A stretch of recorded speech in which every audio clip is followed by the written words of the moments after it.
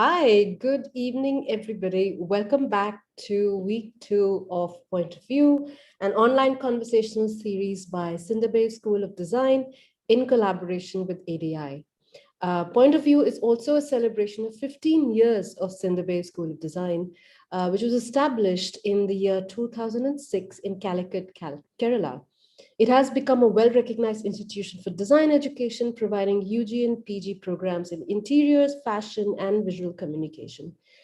Spread across South India, there are 14 branches and 13,000 strong alumni. What a milestone this year. My name is Srishti, and I am the curator and moderator for Point of View. I'm also a product designer by training and a multidisciplinary one by experience.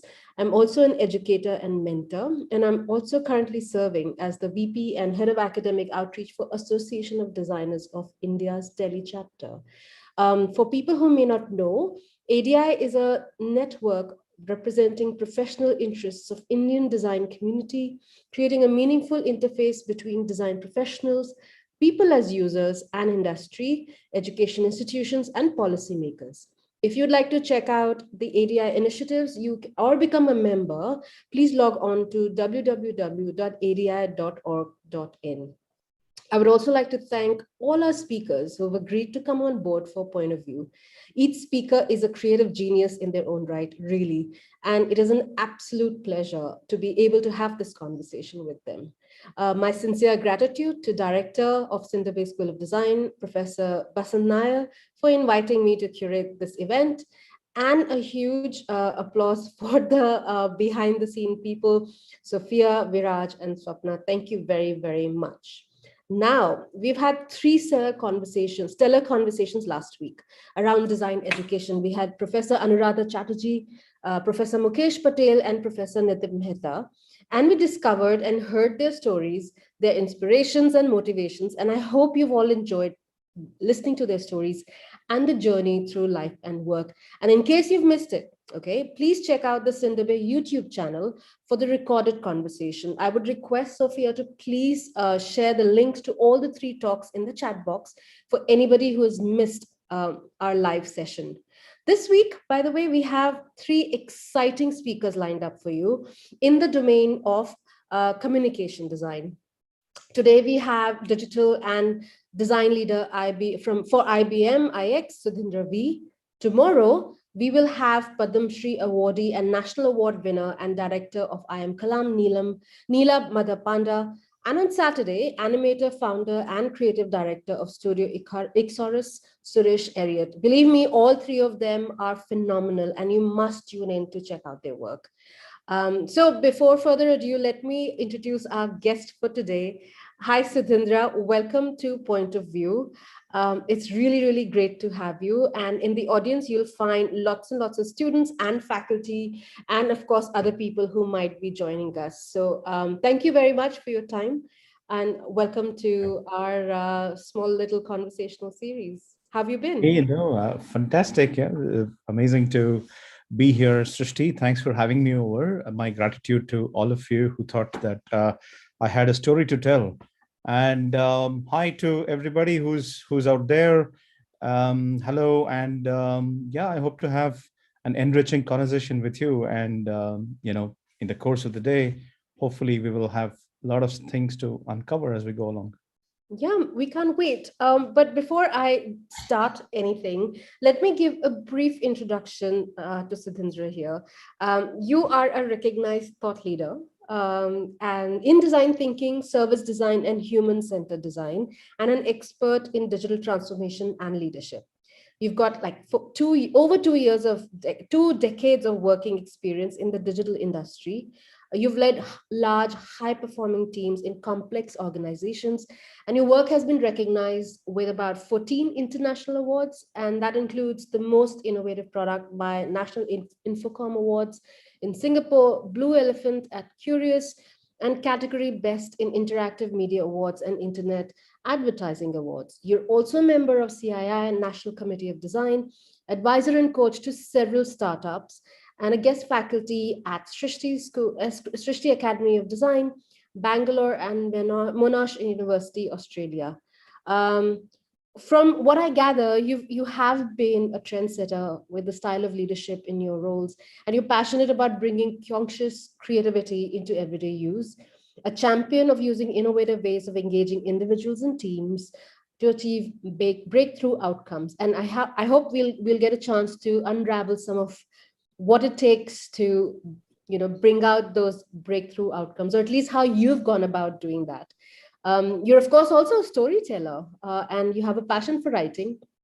And your work has been published in several media, mainstream media, Business Standard, Business World, Data Quest, and Exchange for Media. And you have a book called Design Chronicles, Design as an Attitude. From what I've read, your personal mission is to strengthen organizational leadership through design thinking and creative tools. And as a sort of outlet for that passion, you also have a podcast called Leader by Design, which is your and a YouTube channel actually. So this is phenomenal. What's got you started? Not just as a designer, a creative thinker, a thought leader, organizational leader, change maker, I would say, in fact. Having a book and a podcast, I think a lot of people are just waking up to write, starting a podcast, and you already have several speakers on it. And I've been on one of your YouTube conversations, so I've had that privilege as well, which was a lot of fun, guys. You should check out his YouTube channel. So what gets you creative? What made you this creative, I guess, is the question. And how do you keep that enthusiasm up to do so many things, and over 2 decades at that? Thank you so much, Srishti, for such a kind and a generous introduction. So I hope to live up to all the great things you said. Yes, so I think it's just born out of passion. It's something that I like to do. And so if I kind of dig into my past a bit, it's just quickly share some thoughts through some slides out here. So I think it just makes it Sure. a little more Let's dive interesting. right in. Perfect. Yeah, so just a second. Yeah, so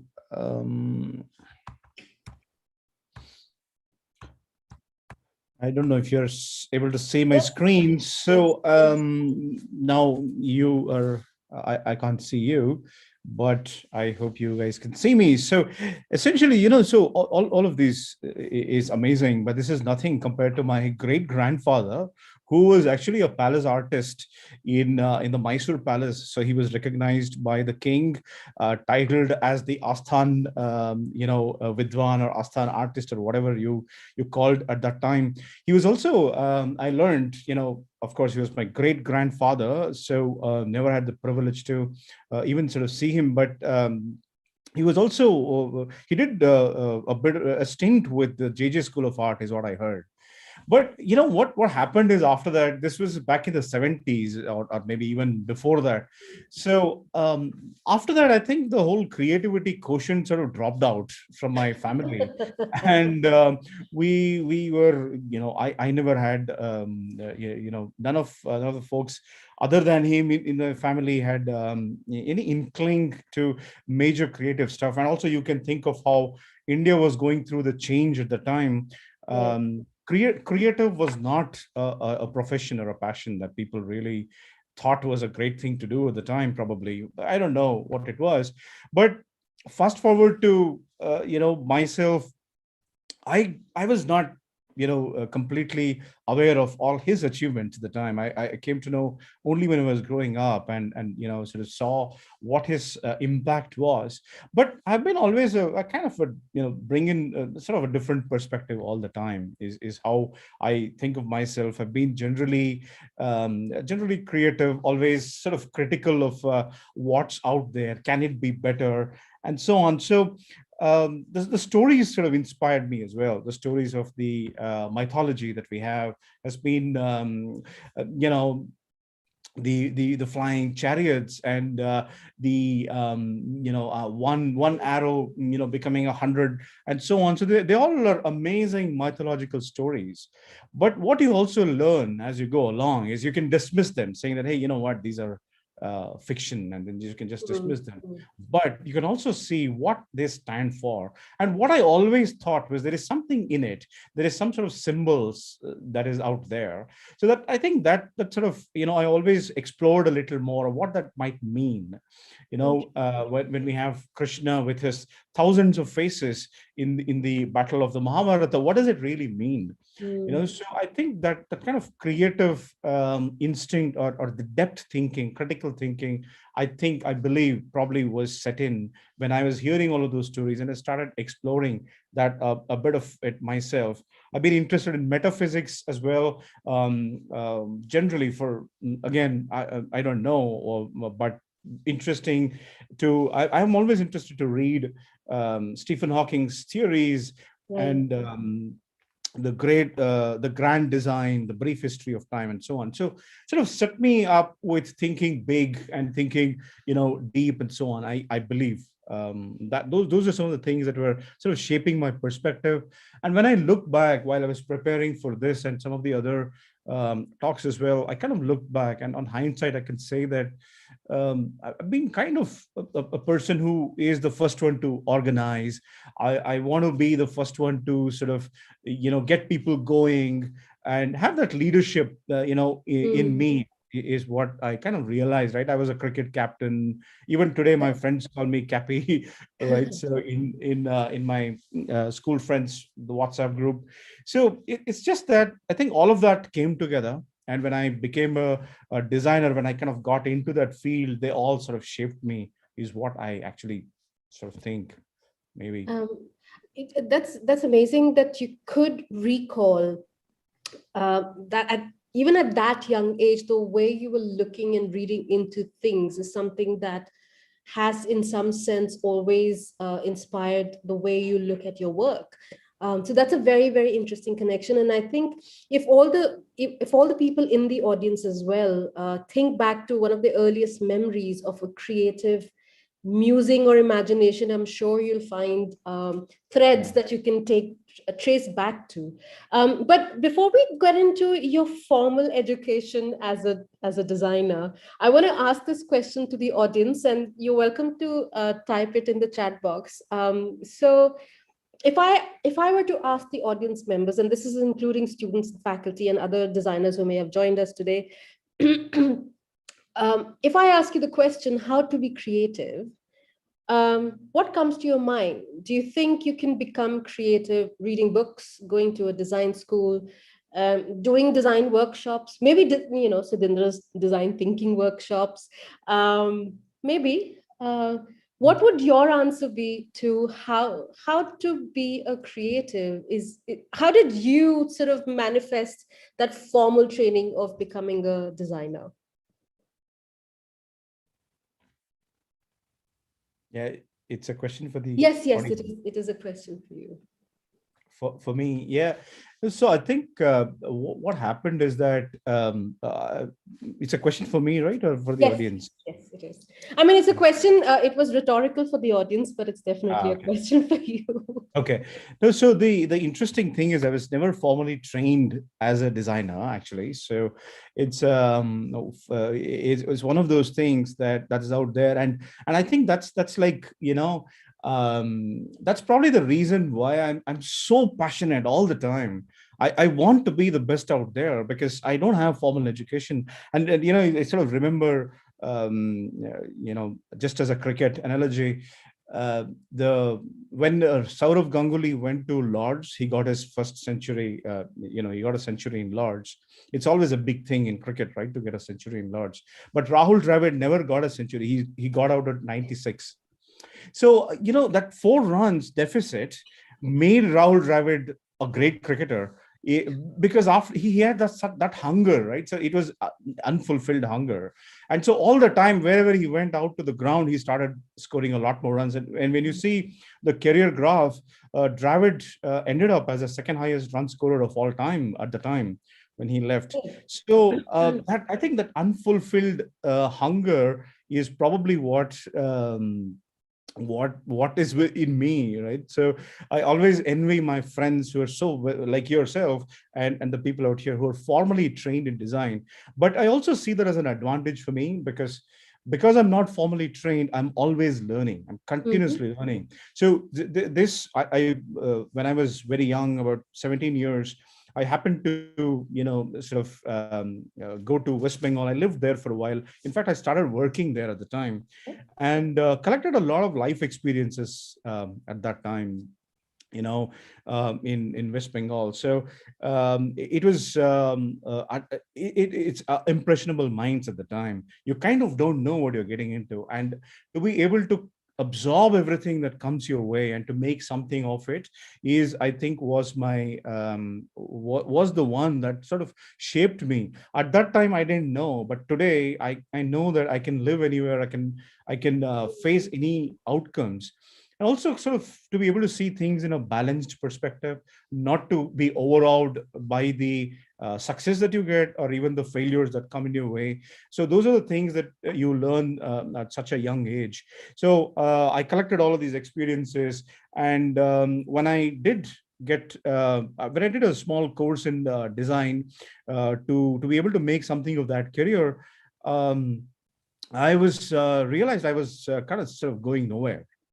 I was looking at what I can do, and then once I went to a job interview that my friend had, graciously suggested me to go to, and he had referred me there.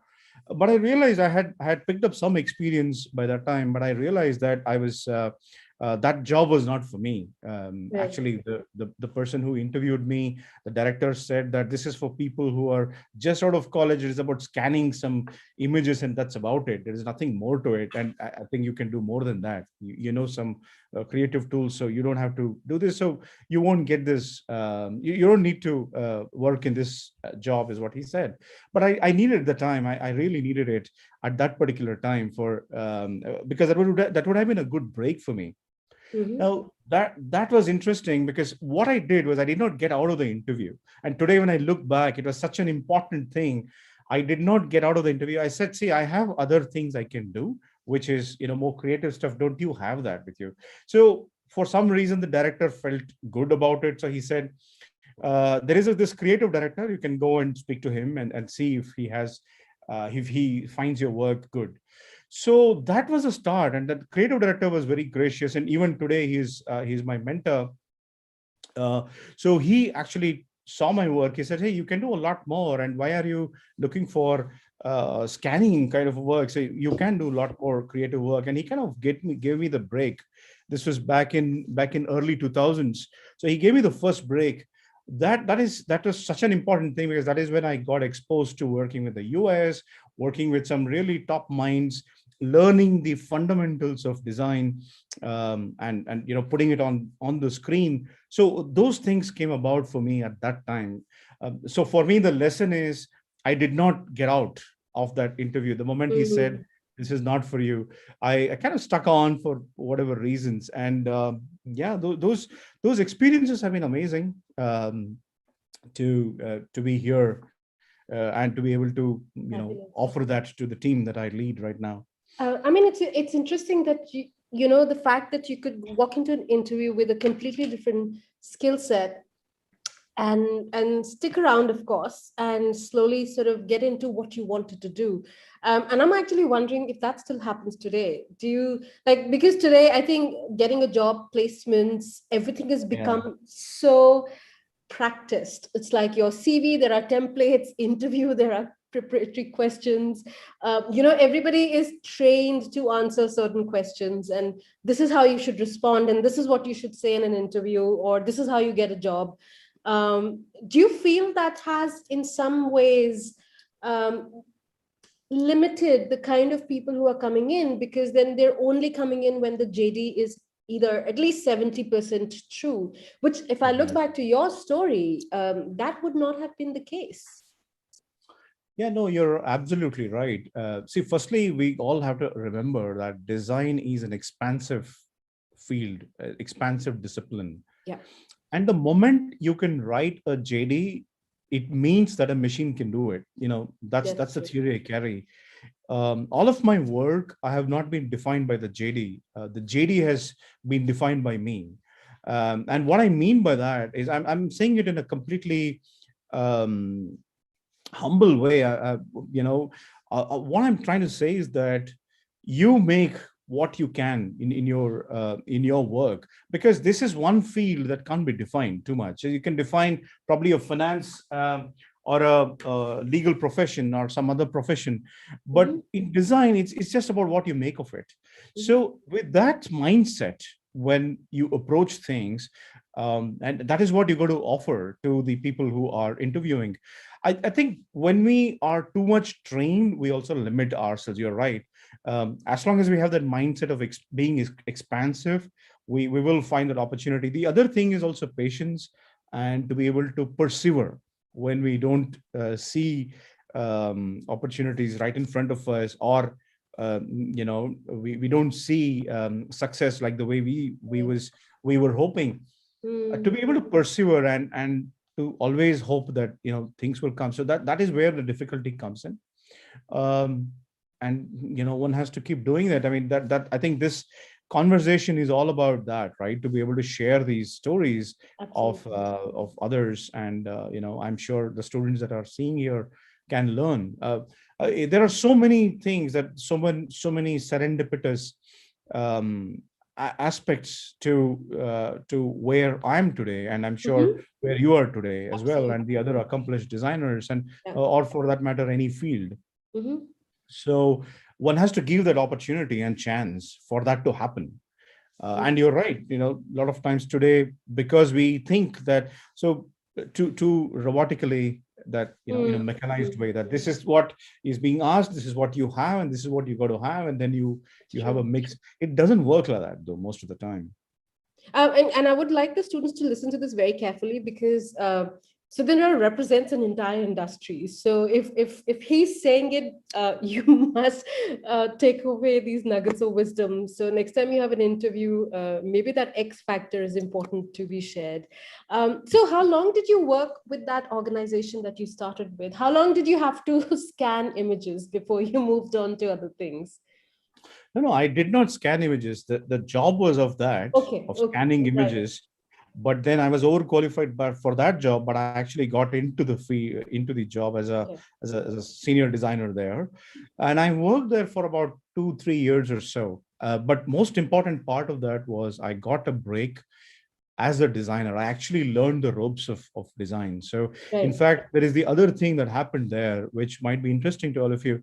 So what happened is, at that time, I was also not sure whether I should do design work or I should go into programming. Programming was all the rage at the time. You got to learn Java, you got to learn Oracle. So I actually went learned some Java and Oracle and other things in an institute.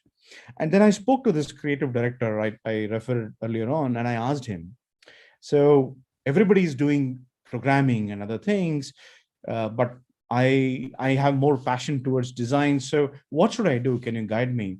And he said that, look at me, I'm a creative director and I earn a decent salary.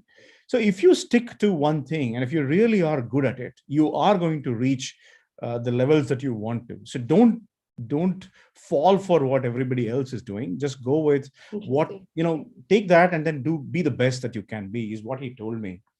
And I remember that today, this is many years ago. So that's exactly what I did. Immediately after that, I stopped that pursuit of something that I was not really interested in, and went hammer and tongs with my passion for design, and I really worked hard at it. So So don't be jack of all trades, be a master of yeah, one, is exactly what yeah. you're saying. So in terms of, uh, if I just look back to the kind of design work that used to happen in those days and the kind of work that's happening today, is it quite similar? Maybe contexts have changed, or do you see an absolutely drastic difference in what used to happen and what's happening today? So there is a huge amount of difference, to be sure. You know, uh, and obviously there are lots of things that are different, but also there are a lot of things that are same.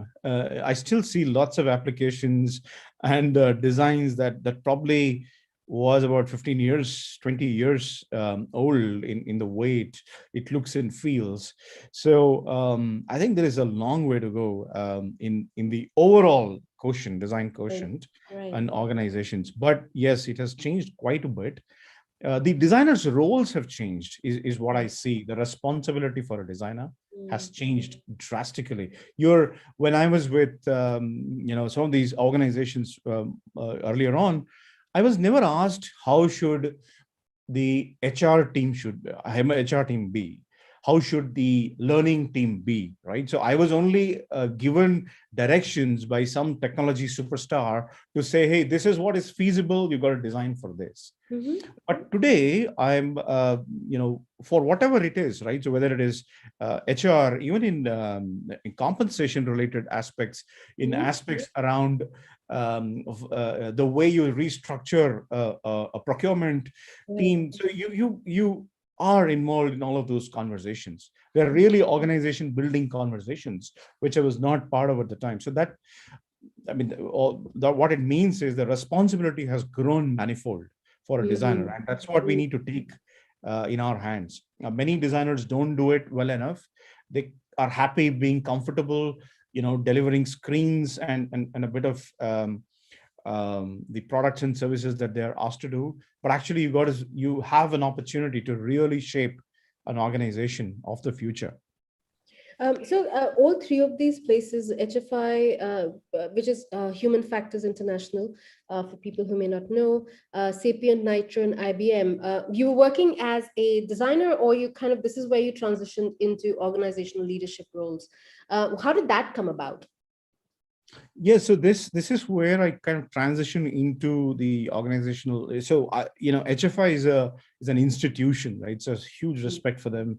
They are people who gave me fundamentals of user-centered design. Earlier, I used to do design, but never knew why. But they gave me the why.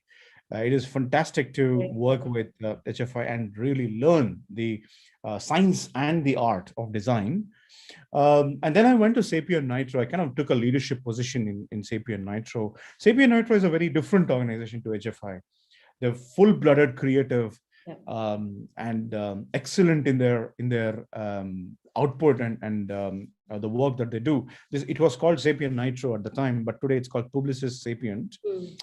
Um, Now I learned that, and in IBM, which is like a giant canvas, I was able to put all of that learning that I had in HFI, Sapient Nitro, and all the life experiences that I shared with you before, all of that into this giant canvas in IBM. So IBM is like this huge uh, canvas that you can go and create really um deep and breakthrough kind of work that you want to do for your clients.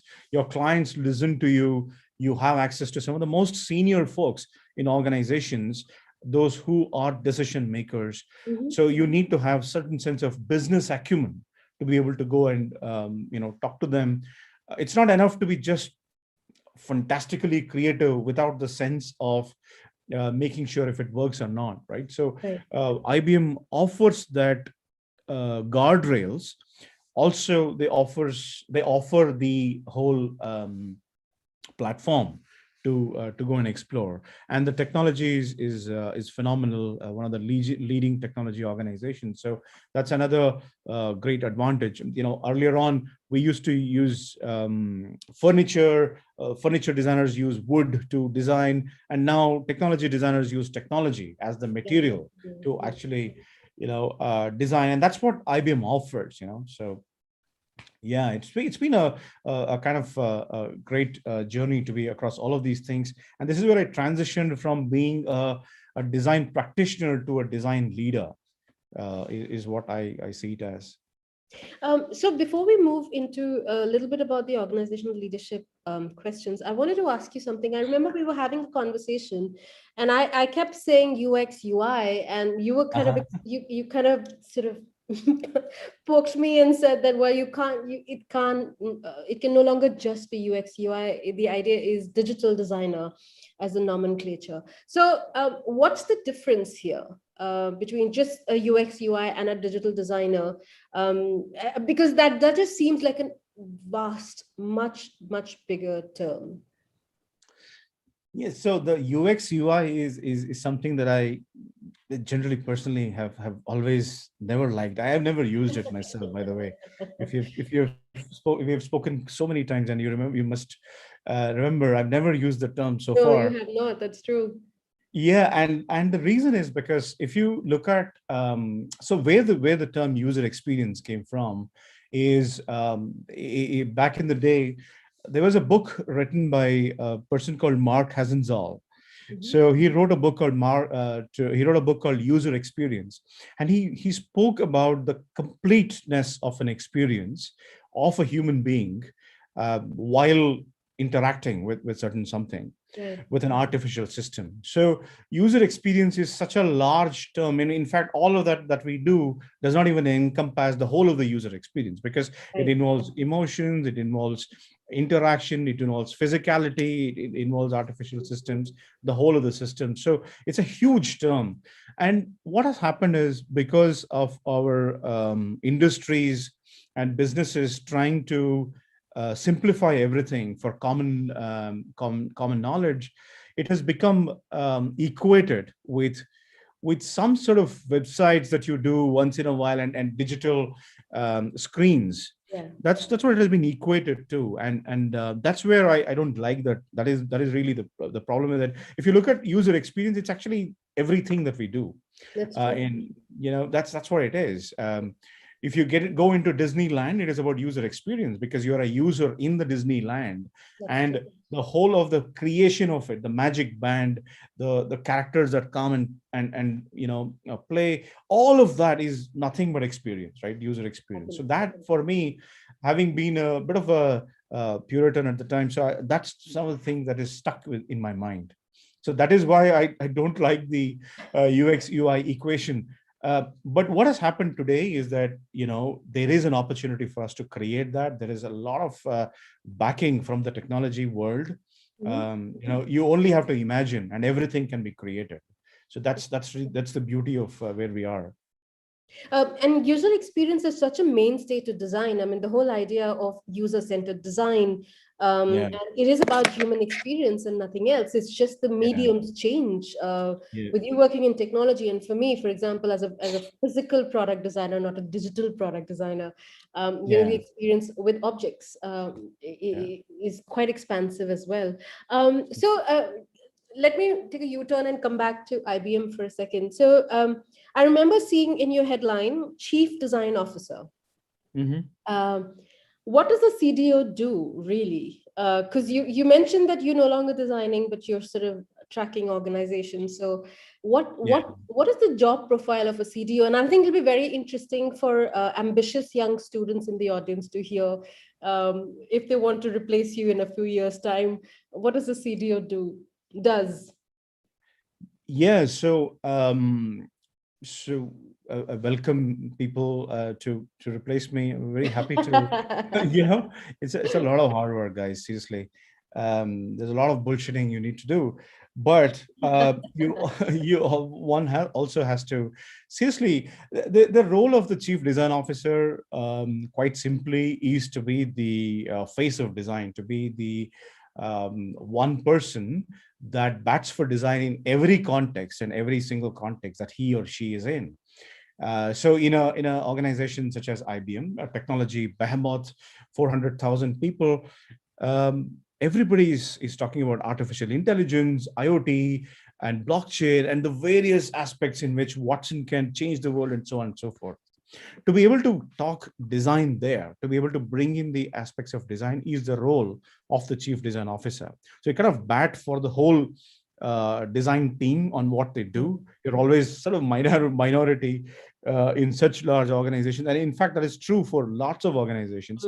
Design teams are generally in the minority. Yeah. So to be, first of all, to be an evangelist. Secondly, to set standards, the designer is the tip of the spear of any context. And when you're in a market, for example, you've got to go and firstly explore what is out there. It's about discovery, right? Discovery is one of the aspects of design and design thinking. So what do you discover? Sometimes when you discover, you find just stones and you probably confuse it with diamonds.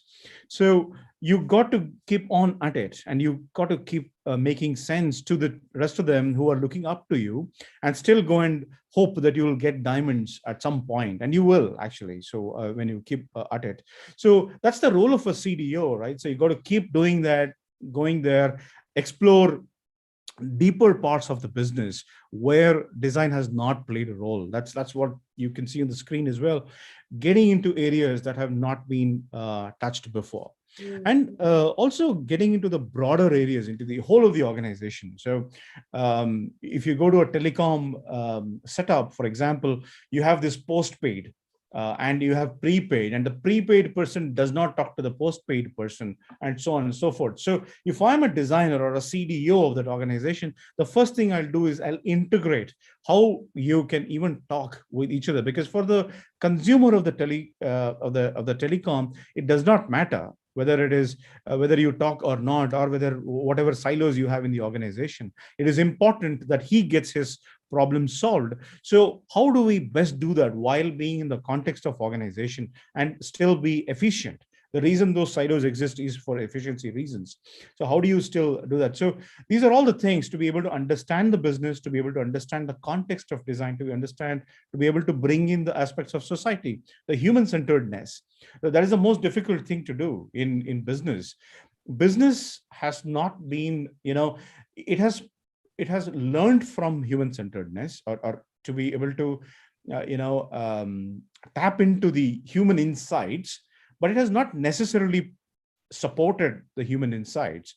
So design can do that, and as a CDO, my role is to also support how best I can help my users, the people that are there in this ecosystem. So whether it is good for the organization or not, for that matter, right? So it might be detrimental. It may not be. It might reduce your profits, but still you got to take a stand. So the chief design officer, given the role that he has, which is being the head of that and has a seat at the table, he or she has to do all these things.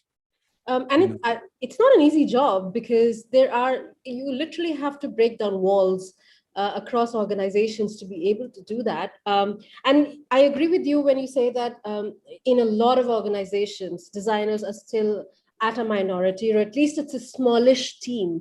But the contribution that designers can make and influence that they could have on the product and by way of the product or the service, the end user, is immense. So it is of it's a role of great responsibility at the end of the day, because if you don't care for the user, who will? In some sense. So I think that's a great cue for us to bring out a first poll for our audiences. Swapna, could you please have the first poll?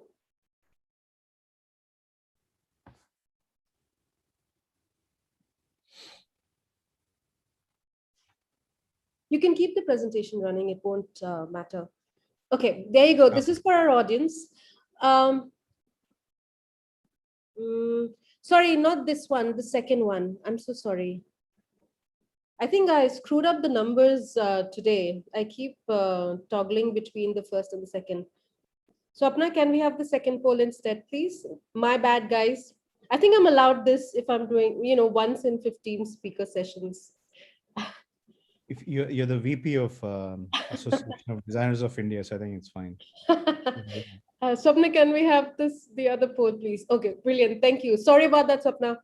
How is one thing, what is the one thing that design discipline offers our society?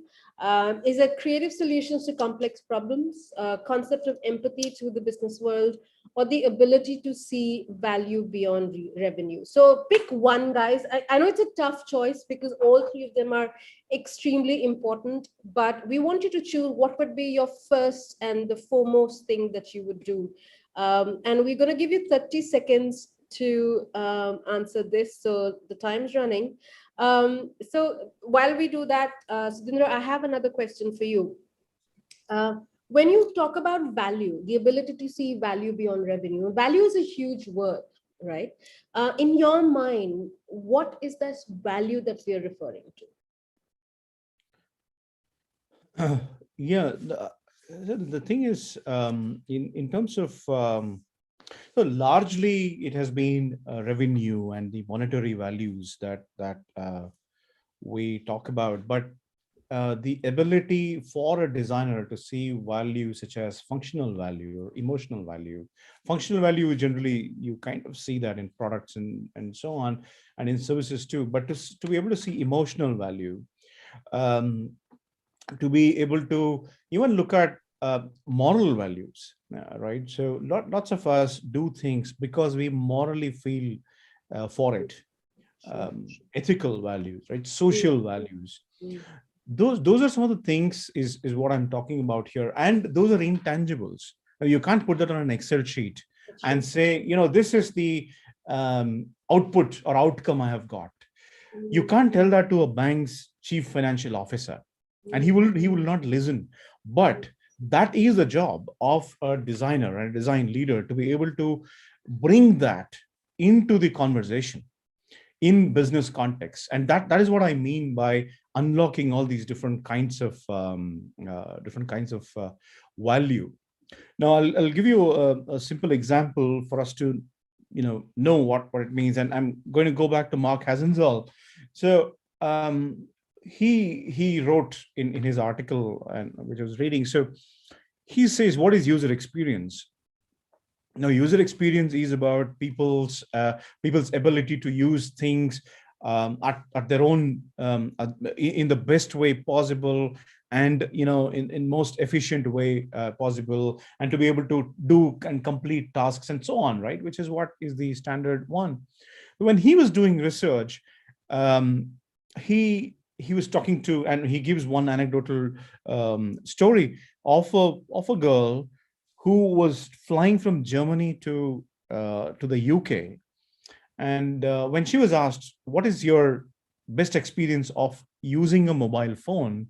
she said, "I was flying from Germany to UK in a plane, and early morning at 5 o'clock in the morning, I got a I got a ping from my boyfriend on my mobile saying good morning. That for me was a great experience."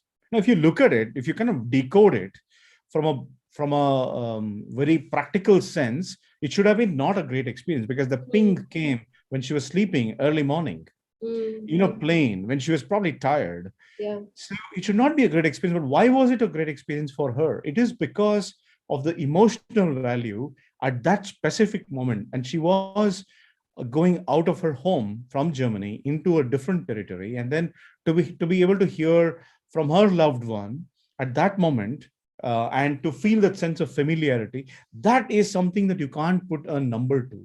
You can't really say, okay, what would you pay for that, so Mm, those are the kind of values, and what one has to talk about and to be able to bring into conversations, and that requires us to go deeper into various aspects of the business, because it's still a business conversation at the end of the day.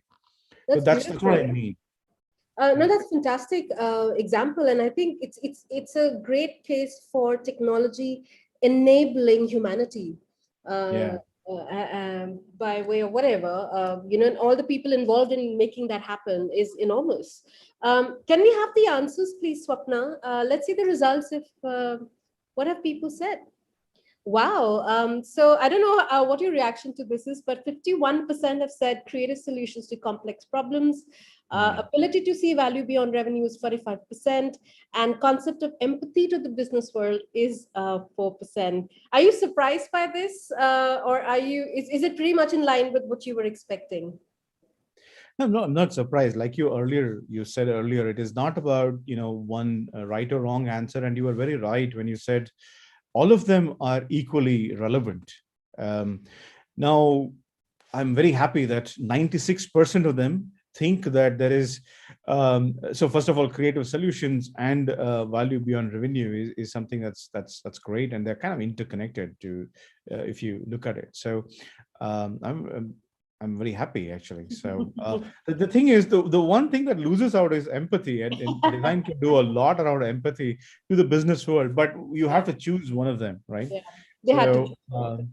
It was a yeah, tough choice. It's a tough choice because I think I personally feel that empathy is at the bottom of both value and creative solutions in some sense. correct. So for me, I think that would have been the highlight. But Yeah, I think they've chose with great wisdom. yeah. So I'm very happy to see that.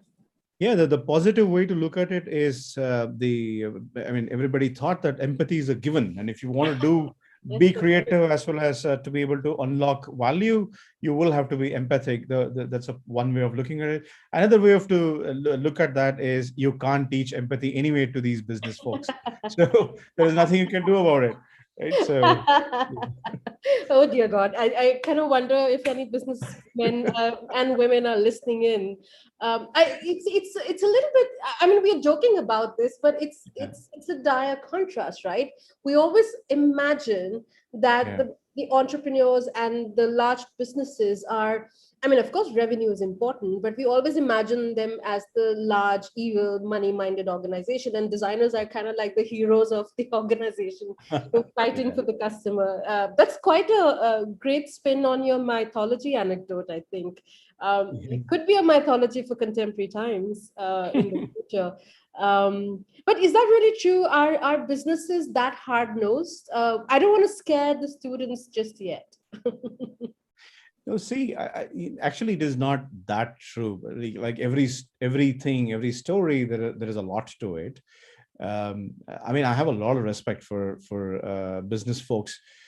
But it's a hard job to go out there and to create things which make business sense in the society, especially in capitalist kind of places. It's extremely difficult in markets with so much of competition. So it's not easy. So Mm. I do feel, and there are lots and lots of business folks who are quite empathic in nature. So it's not always true, but there is also a hard reality. Mm. What it is that there is the play of the business parameters that are at any point in time, they're all acting upon a certain decision. Mm. Now, as designers, we sometimes don't really think too much about it, right? So we kind of ignore it because our passions rule us, and then we wear our passion on our sleeves, which is how it should be. But more and more, what I'm learning is the aspect of business design, which is to be able to balance both, to be able to balance human centeredness, but also to make business sense when you go in there. So um, yeah, there is that hard reality one has to also look at. So especially for students that are here, when you get into the industry, you are going to see a lot of people, and you'll not like some of them, and the language that they use.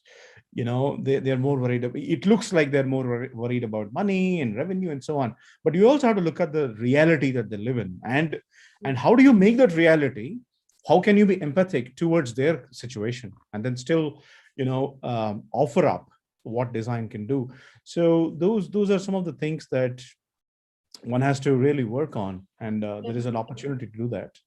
I mean, with IBM, I think it's one of those organizations that were one of the earliest organizations actually to realize and understand the importance of design. And I remember that one of the taglines for IBM is "Good design is good business." Yeah, Um, and this is by the founder of IBM.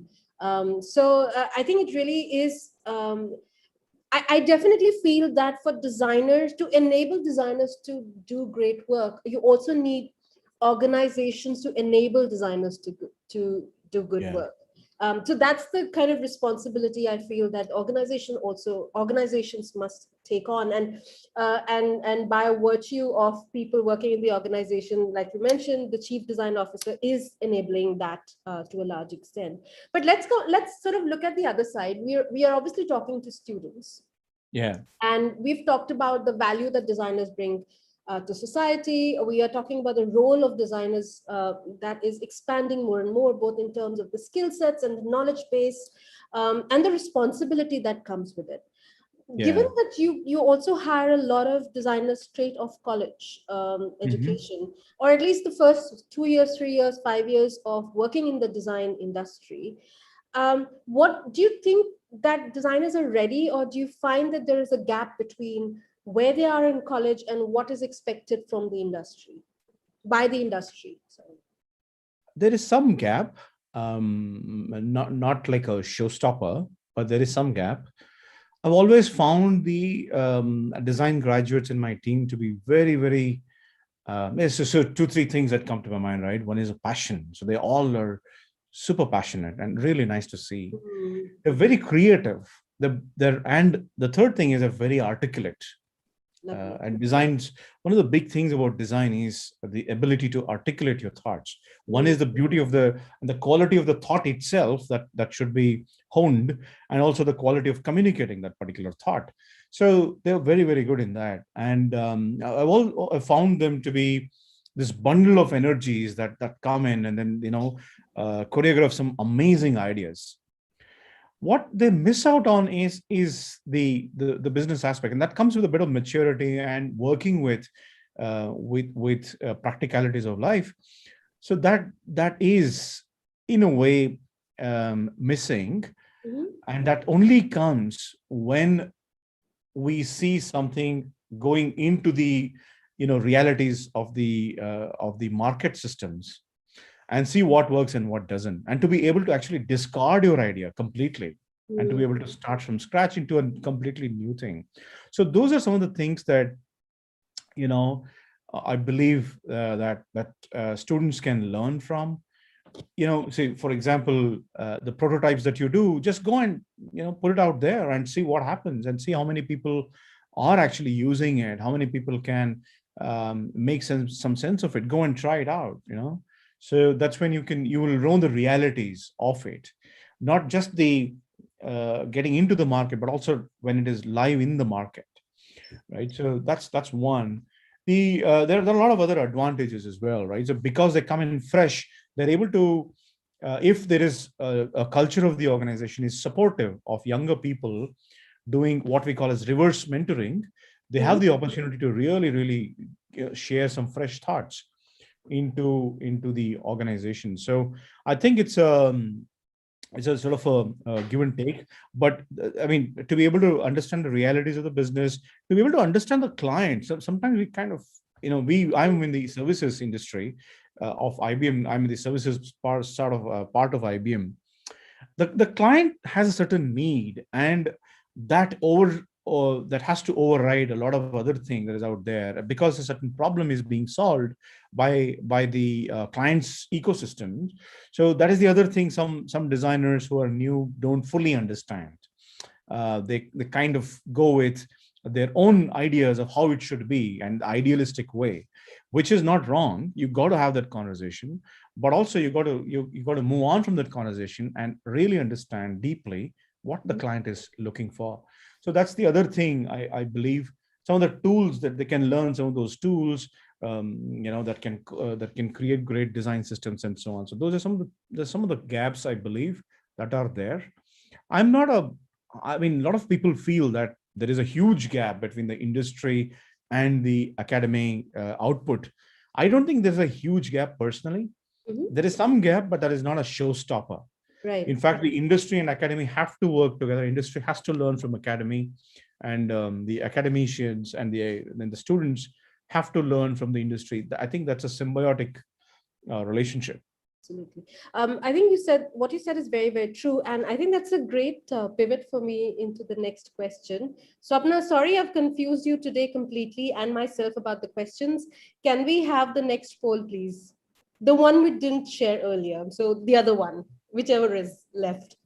Whole one. That's it. I'm just making sure that I am able to pick the right one. We Whole didn't one. see, yeah, there we go. What can the industry do? And I'm going to ask you this question, Sudhindra, after we leave it to the audience. What can the Yeah. industry do to support design education? So we have a few options, and you have to pick, of course, the one that you think is most relevant for your perspective. Fund research, mentor young students, set up technology labs, or open internships. So very quickly, you guys have 15 seconds. We're not going to give you a lot of time to do this. I'm actually very, very glad to hear that the gap is normalizing, because what happens is that oftentimes we have, when industry come into the classroom, and there's a big laundry list prepared that you must have these skill sets and you must be able to do this and you must do this, must do this, must do this. And sometimes Yeah. I feel like perhaps 3 years or 4 years of design education is simply not going to suffice to have that sort of cake ready and baked, Yeah. and there must be an equitable partnership between industry and academia. So I really feel that if industry wanted everything, then it has to be at least a 6-year training program, or 5 years like architecture. Okay, let's have the answers. So now let's see what everybody has voted for. Mentor young students seem to be the most popular choice. And of course, Nice. internships at 39%, set up technology labs at 12%, and fund research at 5%. Very interesting. So mentoring young students, I think that seems to be in high demand. Is that Yeah. something that sort of IBM does, by the way? And does this surprise you, or were you expecting a different answer? Surprises me a bit. I mean, it means that there is not enough mentoring that is available, so which is not a great thing actually. So whether the industry does it or somebody else does it, I think the students feel that they're not fully mentored. That's what I can read from here. Mm-hmm.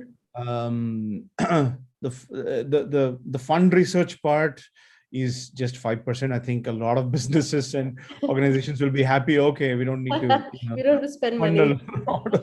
lot of money, because it's always a big task to get those funds. And I think the other one was the open internships as well. So I think both of them have spoken to the idea of a deeper connect with the industry. That's what I'm reading. A Yes. deeper connect with the industry. And I mean, there are lots of mentoring platforms today, but it is clearly not enough. That's what it shows. So, and in the organizations, there are some activities that we all do to mentor, but it is not like we don't do it like a What a religious. Guru Chela kind of association.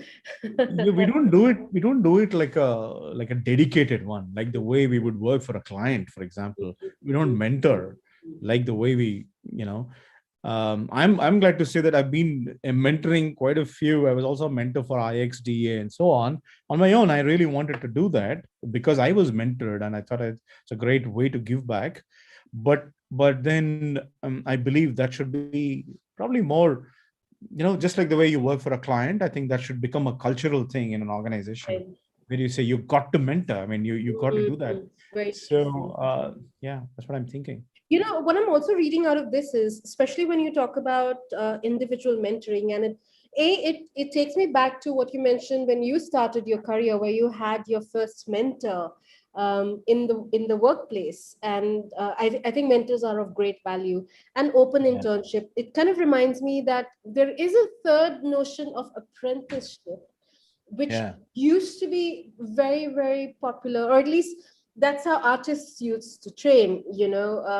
So somebody, if somebody wanted to learn to be an artist, they would go and apprentice under a master, or at least after college they would apprentice and be dedicated with that master of that discipline.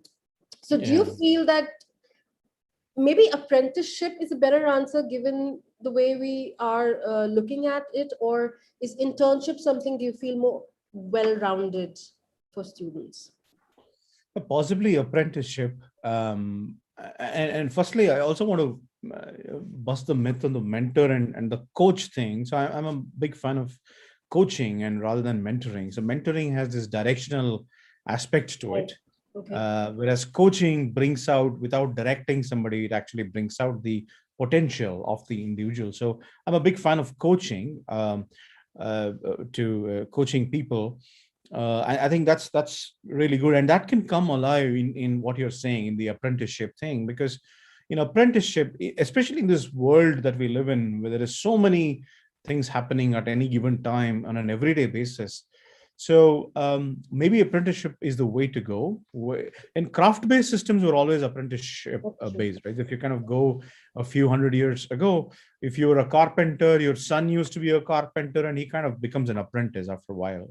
So Mhm. that's how they learned their trade and the craft, and they learned all aspects of it, right? They learned the business part of carpentry. They learned the choosing of the right kind of material, and they also learned the various aspects that go along with it. So apprenticeship has really, really a strong learning potential, especially in craft-based systems. So Yeah. I think that's one of the things that, yeah, but you know what, in my mind, I believe there is an opportunity for us to craft something, carve out something between the two, Mm-hmm. internship and apprenticeship, because apprenticeship is too dependent That's on true. the coach or a mentor, Mm-hmm. whereas internship is too standardized. So I think you kind of have to bring in a bit of both. In colleges, what happens in design schools, what happens today is that what they expect a proper project that students work on, and then they kind of present it back to the jury, and then they clear it in the classes, and then they move on to the next level. Now that sometimes may not work in the industry. Sometimes you don't have that, the best project and the ideal project that you need to work on. So probably a mix of internship and apprenticeship, and to be able to go back and take to the jury, to your lecturers and the faculty on what you have learned, could be a system that academy and industry can That'll be explore. that sounds like a very interesting partnership. So Basant, I hope Yeah. you're listening in, by the way. I'm gonna also start taking in a few questions here. Yeah. Because I think some of these questions are very pertinent to the discussion we're just having. Mhm. Sachin Saurav asks, why is it said that design as a field has very less money, and what can we do about it?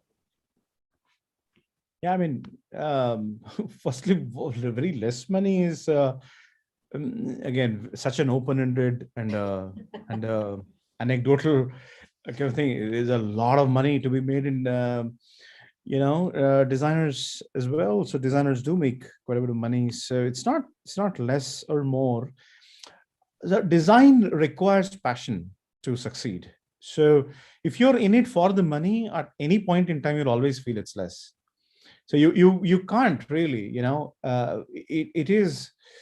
it requires one to put their heart and soul. You can't be a designer from 9 to 5. You Mm, got to be a designer for life. So that is when you probably won't get the kind of revenues and the money and the all the material things that come along with it. But what you're looking for is a lot more than money. You're looking for fulfillment. When you grow old, 60 years later, when you turn 60, 70, you want to look back at your life and feel that you've done something worthwhile. So design offers you that opportunity. So that's really what it is, right? So yeah, it is. I don't think it's actually less on money. In yeah, fact, I mean, it is. definitely not for digital designers. It's one of the most well-paid Yeah, you're fields right. at the moment. Yeah. No, you're right. Absolutely. So yeah, digital design. Yes, definitely there is a lot of money. Yes, probably there are other areas where it can be better. No doubt about it. It's like cricket getting all the funding from the government, and then 3% of funding going into rest of the sports. So I think there is a way to balance it. Um, uh, but it is a Yeah. larger work in progress. And I also feel that I think the first few years, I mean, is always the slog years, right? So Yeah, that's when you're actually learning on the job. So your yeah, good income actually, at least in design, what I've seen, it takes about 5 to 10 years to really start seeing upward trajectory in your salaries. yeah. I might be wrong today, but that's what I've seen normally. You're So right. I mean, yeah, I agree with you. The other aspect to this is if you look at design disciplines, what is the expectation from the businesses that employ design, whether digital or not. mm, The expectation is, see, if you employ a person in, say, some aspect of building, or in some aspect of, say, legal, or finance, or HR, so you have incremental outcome is what you're looking for from mm, them, right? It's clear. There is this is the support you get. This is what you're expected to do. This is the problem right, you're trying to right, solve, and this is what is your mm, outcome. But in design, the expectation is an exponential outcome all the time, mm, because there is no guarantee what will be the outcome. that's true. Many times you probably fail 5 times, but the sixth time, when you really come through, it will be an exponentially better version, and it'll take the business to the different heights. That's where you actually make your meet your money's targets. So can we all look at that, right? Can we always look for exponential outcome, that is around the corner, is probably one way to look at it. And that is why that expectation is so high, that until you get that, you don't get the reward that comes with it. So yeah, you have to show consistent performance and deliver Yeah. last of you. There's another question by Muhammad Nihal. He's Mhm. asking, is it a wise choice to start up a firm right after graduation over joining an established firm to gain more experience in the industry? So entrepreneurship or MNC? Okay. Entrepreneurship, or was it starting in a startup? So I kind No, of. so in an established firm, so either a startup or Okay. you become an entrepreneur or find a job in a large company. Yeah. So I think, um, I I think it's always good to start in, whether it is established or not, right? Even if it's sort of startup. So you need a community to really succeed in the beginning of your Mm, career. Um, as I said, I really benefited from that. I'm not talking about community with hundreds of people. You need a few people to support you. What happens with the entrepreneurship journey is that, in fact, I am advisor for design-led entrepreneurship school as well. One of the things that we really talked about deeply was that when people get into entrepreneurship, they shouldn't be limited with what they know at the time, mm, because the very whole true. purpose becomes running and keeping yourself afloat. Yeah. That can limit you, because then you're only looking at the jobs that come your way, which pay you the bills. Now, Mm, it may not help you expand. So there are some entrepreneurs, from great schools, who I know they've been super successful, but they've also had the benefit of people that are supporting them, and those who have been with them. So I think the entrepreneurship journey is a little risky just right in the beginning. So probably it's good to get into a system where there is some network, understand what goes on, be an entrepreneur within the company, right? So you can be an entrepreneur. very good. So be that, and then you get out and then do something on your own. Absolutely. That's very, But very it is, wise. yeah. I was just going to add, fail at other people's expense. you know, Oh, uh, no, okay. get some, because you're going to try things out, and some things are going to work, some things are definitely not going to work. So, Yeah. if you can afford to, then work for somebody else and learn at their expense, fail at their Yeah. expense, and become an entrepreneur with some of that under your belt. Sudhindra, I have Also, yeah, go ahead. just to add, also the reasons of why is so very critical. You don't want to be an entrepreneur just because you can make a lot more money. right? So that's really the wrong purpose of doing that. So you got to really know. So when Bill Gates dropped out of Harvard, he knew that he had a lot to offer, and he was very clear about it. So, are you able to do that and take that decision? Absolutely, go for it.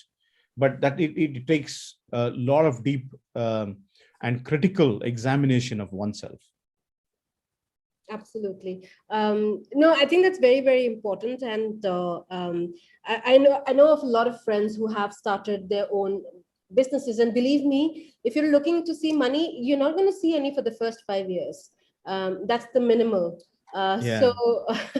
So don't expect that you're going to set up your own business and it's going to be a huge success. I mean, there are unicorns, but it's always an iceberg. You see 1% and there is 10% under the water that you don't see that has gone in making that tip of the iceberg. So do Yeah. your research is my answer to most things, actually. Sudhindra, I'm also going to ask you another question about your leadership foresight in some sense. What do you think? And we've talked about organization, we've talked about designers, we've talked about young designers having passion to design. But what do you feel from a design perspective? What kind of organizational leadership does the next decade lead? Uh, does next decade need? Because I mean, look at the way we are living in today. I mean, it's absolutely unpredictable. So, what kind of leadership are you foreseeing that organizations and designers need to have for the next decade? Yeah, so my passion is around this, right? So leadership through design thinking and tools of creativity. So what I mean by that, and I think what is going to be really, really critical for us is we have come to a place where there is a designer has a, as they call it, right, the cliche, seat at the table. So you are a CDO or you are a design leader, and so on and so forth. But you're a leader for practice. So an organization's leadership is generally, like a CEO of an organization is generally a person from, say, finance or sales or marketing. Um, so generally, these are all the pathways Traditional, yeah, yeah. for organizational leaderships. But I think it's high time that people trained in design actually take up the organizational leadership. And the reason is because you actually hit that yourself um, when you said when the chaos is going to be so much more common in the next decade than ever before, when uncertainty is going to be common. So when there is that, people who are um, most reliable to be able to navigate uncertainty, Brilliant. navigate chaos, are the people from those who are trained in design and design thinking and who are creative, so they can make sense of the chaos. They can create order from within the chaos, because that's what design is, right? So we spoke about it. It's about discovery. Discovery is a chaotic process. There is no formula to how best to discover. I mean, you really can't do it, right? So discovery is getting into that mix, and hopefully there is something you will find that is very, very valuable. That is a chaotic process. So we are trained by that. Designers are trained.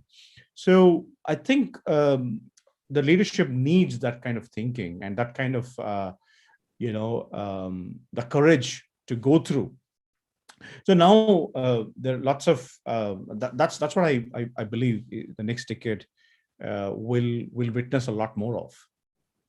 Um, I think that's, I completely agree with you. I mean, there's no way I can disregard what you said. And we talk about VUCA. I don't know how many people sitting in the audience know about VUCA, but volatility, uncertainty, C is chaos, and Complexity. complexity. So those are things that one will have to prepare themselves for. And I think for designers to know that, not just with respect to the design process, but to be able to look at creativity through chaos, even in other aspects which may not directly be design related. Yeah. And I have another question. This is more, it is definitely about the future, and but also situated in technology a little bit.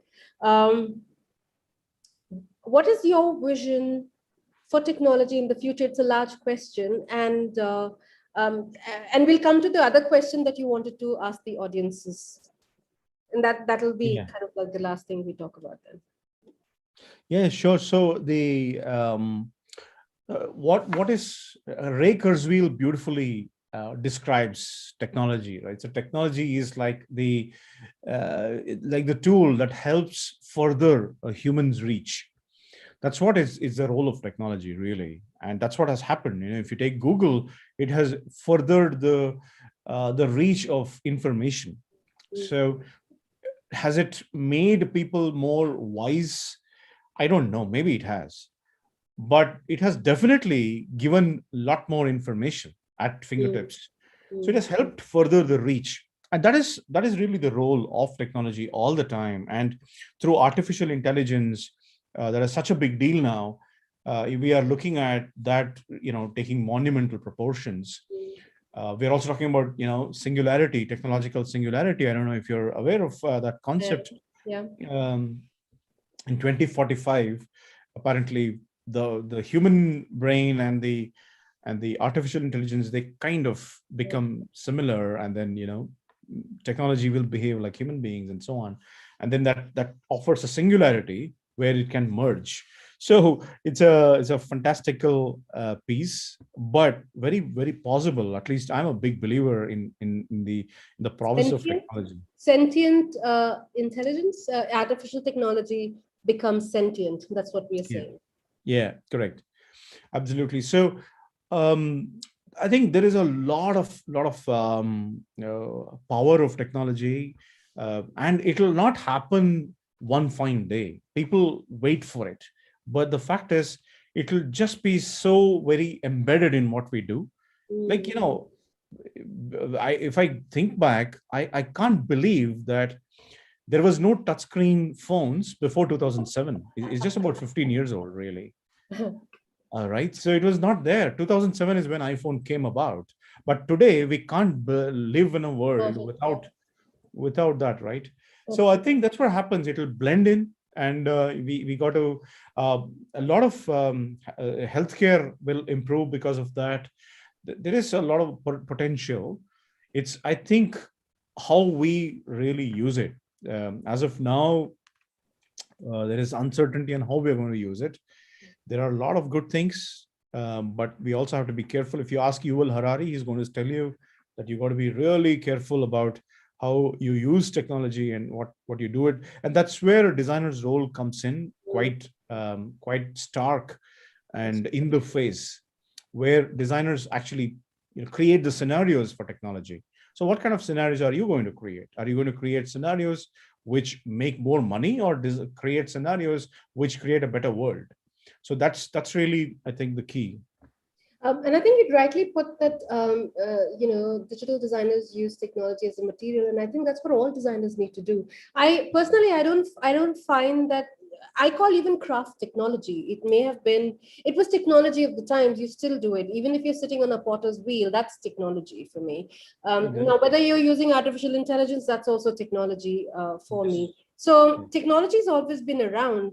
It's just that the application and what you can, the purpose of technology changes, and what you Yes. can get out of it changes. Yeah. Okay, I was trying to pivot here for a quick second, because I know that you have a question that you want to ask the audiences, and this is a little break from tradition which we have gathered so far, because I would generally ask a question from the speakers at the end, but this time I think our speaker has a question for all of you. So with your permission, Sudhindra, can I ask that Yeah, question? please, please, please. Yeah, yeah, yeah. So, Please go for it. guys, please be ready. You have to type it in the chat box. This is not a poll question, so you're free to answer this in any which way you like. So Dindra would like to know, what is the one thing that technology could do more to help you in your professional work? What, I'll repeat the question. What is the one thing that technology could do more to help you in the professional world? And guys, take your time. I mean, we don't have a lot of time, but I'm going to type this question. What do you think, guys? What do you think you need from technology. And so what you need to focus on is you have the ears of the CDO of IBM right here on the screen. So whatever you've dreamt of so far, the technology could do, you wanted technology to do for you, please type out the answers. Sudhindra, while we wait for everybody to answer this question, you know, I wanted to come back to the era of digital designers, and I am extremely tickled by the UX UI dilemma. And I prepared a joke for you just for this, Uh-huh. and I can't resist, but I have to share this with you. Yes, Um, please. what's a UX designer's favorite exercise? Favorite exercise? If you look at me, there is no exercise there, but I don't know. I mean, what is it? Design sprints. A good one. Yeah, I should have guessed that. Yeah, design sprints. I don't think that the audience members know how to answer this question for you. I think they're also looking for what the answer could be. But Mhm. I think I would like, I know what I would like. Oh, we have Mohammed Nihal says a brainstorm artificial intelligence. What does that mean, Mohammed? Do you understand what that means, Sudhindra? Because it's big. No, I think I mean the way I understand is that to be able to come up with several ideas and maybe I'll convert unstructured data into some sort of structured form. I don't know. Maybe that's what he means. Oh, he's explained this, something to help discuss ideas and provide counter arguments. So basically, he wants an artificial intelligence to mentor him.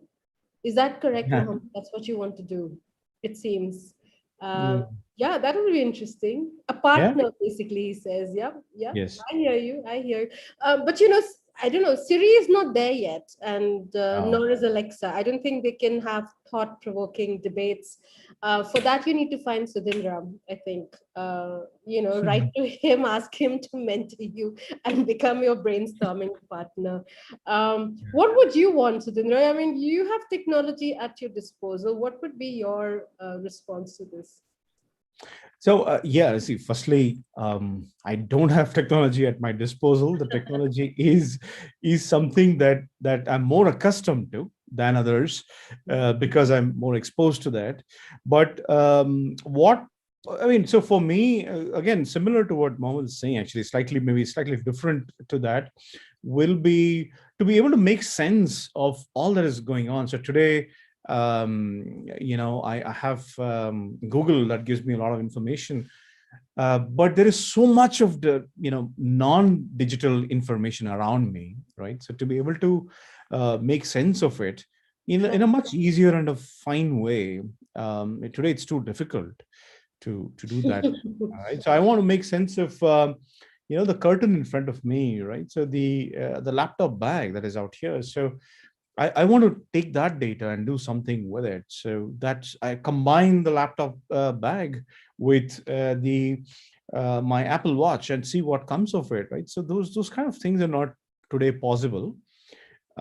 Maybe you know maybe making the physical and the digital world to be a lot more similar to be able to use that. I think will spark a lot of creativity is what I'm hoping for.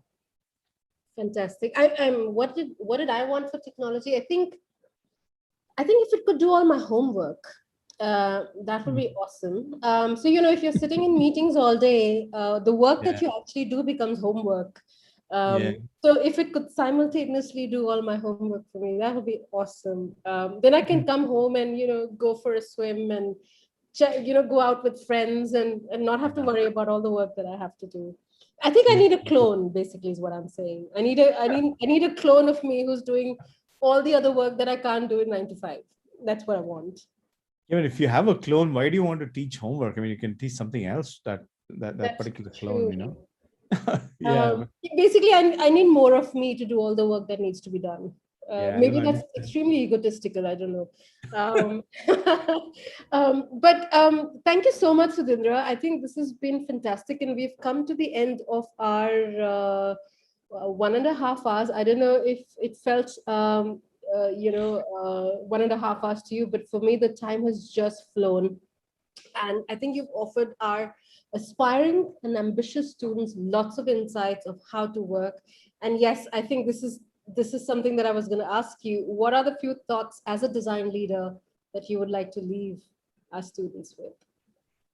Hey, thank you. I really enjoyed as well, and I did not feel like it was 1.5 hours. I really enjoyed the conversation.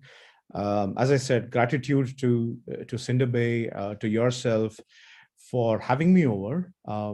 This has been, as I said, a very spontaneous, a very open conversation. So thanks for doing that.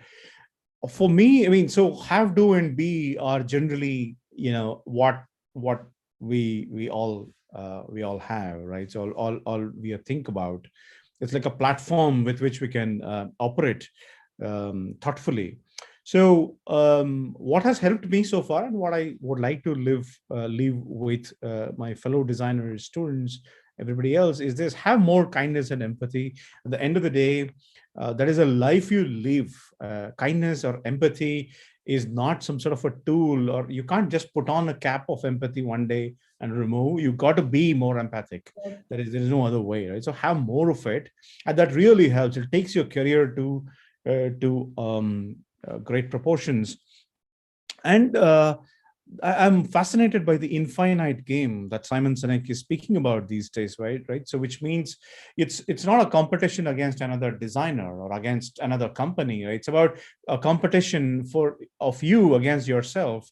So, do all what that you do today better than that you did yesterday. It does not matter if it is still not the best that is out there. That's fine. But if you constantly keep doing better than yesterday, one day you're going to be really, really good and miles ahead of everybody else, which means that you got to be infinite, right? That helps you become infinite versions of yourself. So that's the beauty of evolution of a person's journey.